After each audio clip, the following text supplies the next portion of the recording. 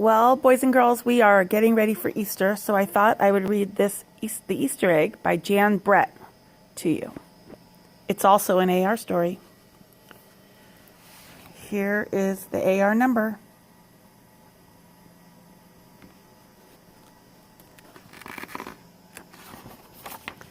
The author is Jan Brett.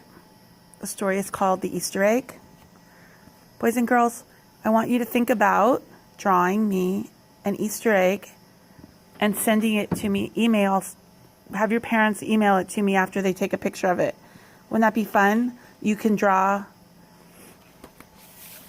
an Easter egg and then you decide what you want to put in it. 1 second, I'm going to get a pen. So on your paper, you could even have your parents do this. Some of you might want to do a scene. Others of you might want to do fun lines. I'm kind of one of those people who like to do lines and then color them in with Easter colors. You could do so many different things, right? So this is your creative part of your day after you hear this story. Maybe you want to put an Easter bunny in it. It's up to you. But there's one good way to do it. Just for fun. Have your parents take a picture and send it to me.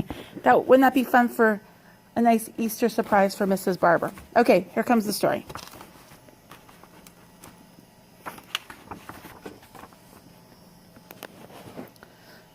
Trip, trip, spring is here. Time to start on my first ever Easter egg, Hoppy said. Each year, the bunny who decorated the winning egg got to help the Easter rabbit hide the eggs on Easter morning.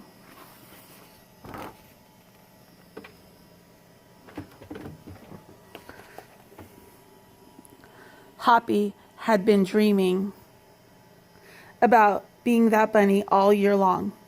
Now it was time to get started. Everywhere Hoppy looked, rabbits were working on dazzling eggs. I need an amazing idea, he thought.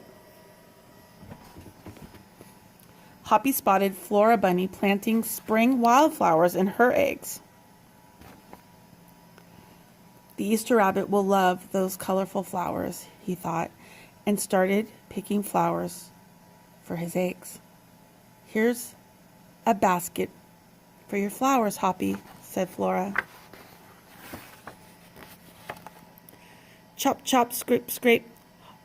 Hoppy spied Buster Birch carving a magnificent wooden egg. I wish I had some wood for my egg, he wished out loud. Here you go, Hoppy, Buster Birch said, and he put a smooth, round piece of wood in Hoppy's basket. Thank you, Buster, Hoppy said.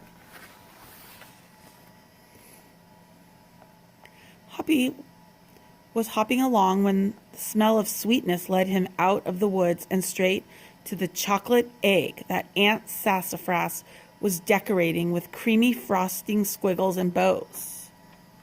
There it is. Hello, Hoppy, she said, and she put some chocolate squares in his basket. Hippity hop, Hoppy exclaimed. I'll make the Easter rabbit a chocolate egg so sweet it will make his whiskers tingle. Then Hoppy saw Granny Irene decorating one of her fabulous story eggs. First, she traced a design on the egg with a special tool.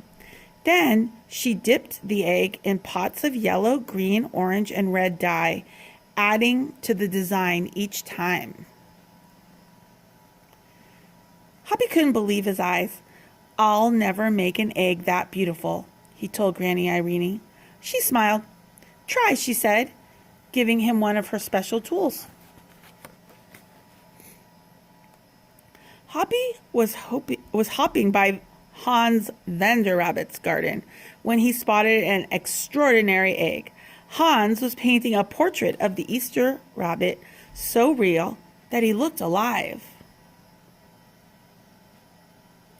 Fantastic, Hoppy exclaimed.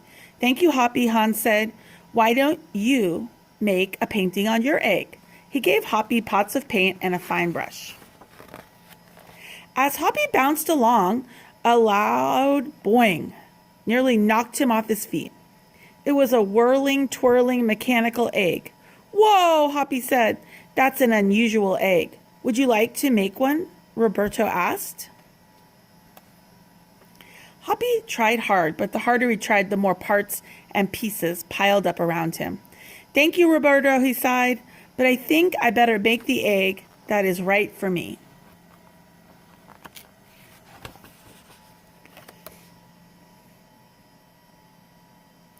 Hoppy hopped back to the woods and lay down under a tall tree to think. He's right there. He's really little. Beautiful forest, though. "Making a beautiful egg is harder than I imagined," he thought. "I guess I don't have to win. I just want to make an egg I'm proud of." Suddenly, the woods rang with the squawking of birds sounding an alarm. Mother Robin swooped down, calling wildly as if she couldn't decide where to go. An egg tumbled out of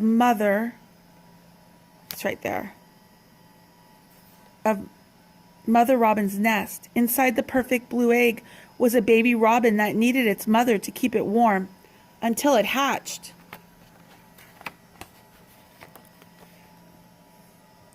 Hoppy knew what he had to do. He sat down carefully and covered the blue egg with his soft, warm fur. "I'll take care of you the best I can," he whispered. Relieved, Mother Robin chirped and settled down on her other 2 eggs. She's up here.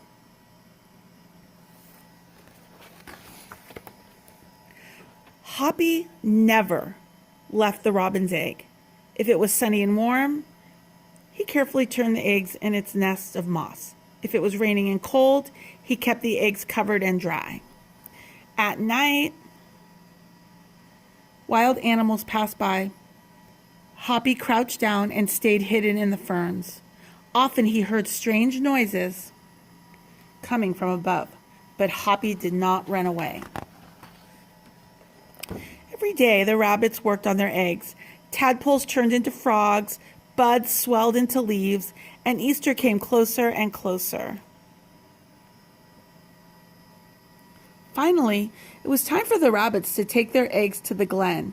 They had forgotten all about Hoppy, who was quietly sitting on the blue egg under the tall tree in the woods. I'm going to go back and let you look at all the beautiful eggs that the bunnies made. Jeremiah, I'm thinking of you right now, planting eggs in eggshells, or seeds in eggshells, honey. Boy, I'm sure all of you can find a good idea for an Easter egg here.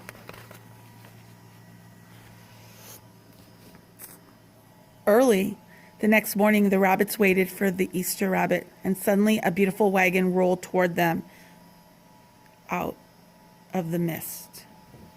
Look at this wagon, you guys. And stopped. The Easter bunny stepped down from the wagon and admired the decorated eggs one by one. "You have brought me the most beautiful eggs in the world, but a very special one is not here," he told them. The rabbits were puzzled.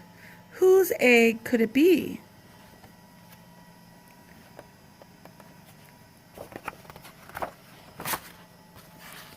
There's all the eggs. "Fill my wagon with your wonderful eggs," he said. "When I return, I will show it to you." And he disappeared into the woods.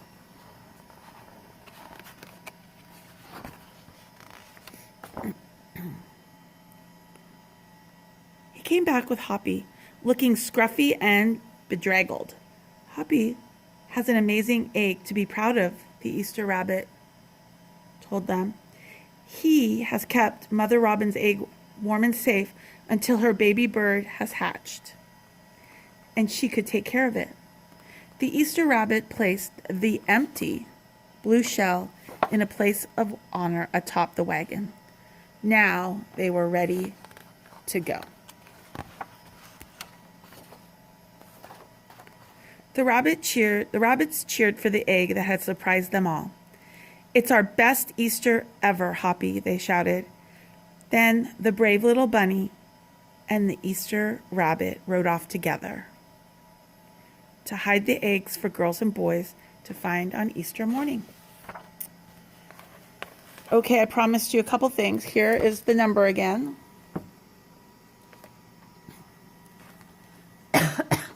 And don't forget, first draw an egg and then color it in a very special way and have your parents send it in an email so I can see all the fun decorations you're making at your house.